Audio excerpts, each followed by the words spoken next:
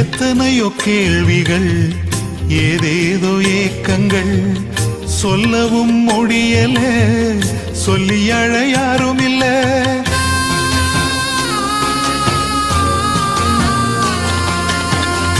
எத்தனையோ கேள்விகள், ஏதேதோ ஏக்கங்கள், சொல்லவும் முடியல, சொல்லி அழ யாரும் இல்ல.